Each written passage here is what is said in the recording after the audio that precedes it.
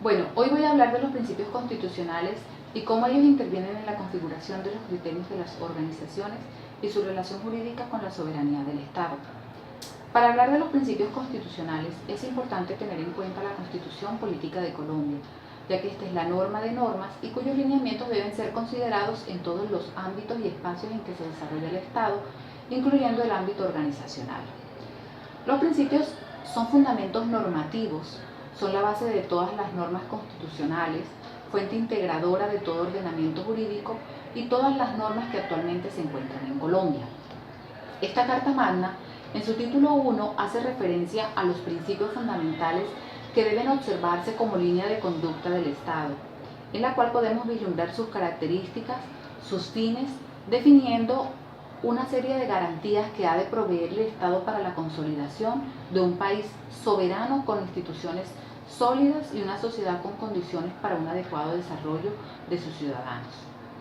El primer principio al que se refiere la Constitución Política es que Colombia es un Estado social de derecho organizado en forma de república unitaria, descentralizada, con autonomía de sus entidades territoriales, democrática, participativa y pluralista, fundada en el respeto de la dignidad humana, en el trabajo y la solidaridad de las personas que la integran y en la prevalencia del interés general. Es importante referirse a Colombia como un Estado social de derecho, ya que es ahí donde se hacen explícitas las principales características del Estado colombiano. Si descomponemos esta definición y describimos los principales elementos útiles para un análisis crítico, podemos decir entonces que es un Estado social de derecho porque implica que el Estado colombiano, en su organización y funcionamiento, se orienta a buscar la solución a los requerimientos sociales de la población. Esto se hace en el marco de un conjunto de normas, es decir, el Estado en su actuar se rige por el derecho. Si vamos a lo democrática, participativa y pluralista, Colombia es un Estado cuya soberanía reside en el pueblo. Este país promueve la participación de la ciudadanía sin discriminación alguna. Respecto de la dignidad humana, podemos decir que existe un reconocimiento del valor del ser humano y que se predica con respecto a la familia, las diversas culturas, las condiciones de trabajo y la vivienda.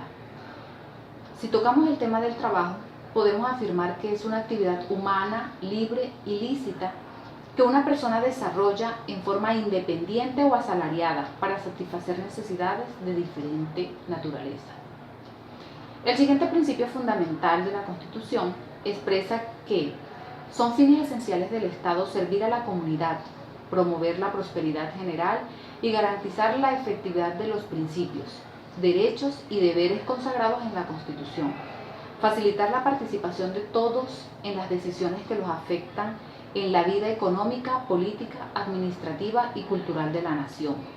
Además, agrega que las autoridades están constituidas para proteger a todas las personas residentes en Colombia en su vida, honra, bienes, creencias y demás derechos y libertades, y para asegurar el cumplimiento de los deberes sociales del Estado y de los particulares. Es claro que los ciudadanos colombianos gozan de una serie de derechos que son inviolables en cualquier situación, por más compleja que parezca, ya que estos, además de estar definidos en la Constitución Política, demuestran la naturaleza como seres humanos que cuentan con una dignidad inherente a esa condición: derecho a la vida, libertad de expresión y de pensamiento, derecho al trabajo, entre otros. Y las organizaciones no pueden soslayarlo, antes por el contrario, deben ser garantes de su cumplimiento. Otro principio fundamental definido en la Constitución Política colombiana, que bien merece ser citado y revisado, es: el Estado reconoce sin discriminación alguna la primacía de los derechos inalienables de la persona y ampara a la familia como institución básica de la sociedad. En cuanto a este principio, en el ámbito organizacional, cabe señalar que el proceder de las empresas pueden afectar la observancia de los derechos inalienables por parte de otros, tanto positiva como negativamente. En tal sentido, las empresas pueden vulnerar los derechos de sus empleados, sus clientes, los trabajadores de sus cadenas de suministro o las comunidades asentadas en su entorno de la zona de actividad, cuando no prestan suficiente atención a la existencia de ese riesgo y a la manera más eficaz de mitigarlo. Este principio insta a las empresas a considerar parámetros de referencia básicos a la hora de valorar los derechos inalienables de las personas y cómo pueden influir en ellos sus propias actividades. Las políticas organizacionales en materia de talento humano deben entonces contemplar acciones concretas encaminadas al respeto de sus derechos y a la promoción de la familia como base de la sociedad.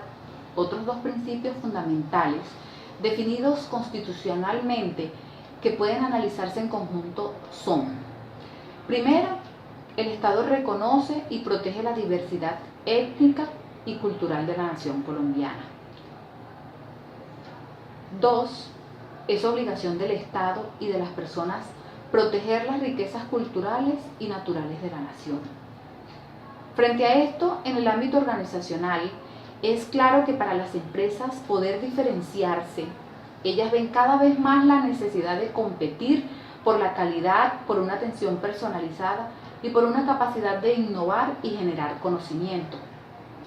Estos son elementos diferenciadores intangibles que dependen exclusivamente del potencial humano de la empresa, convirtiéndose en el valor diferencial de las empresas y por consiguiente en su fuente de crecimiento y diferenciación.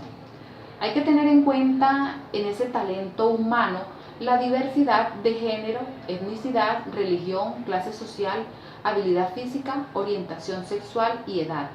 Estas orientaciones emanan producto de los cambios que se han dado a partir de la globalización e impacto de las tecnologías de la información y comunicación.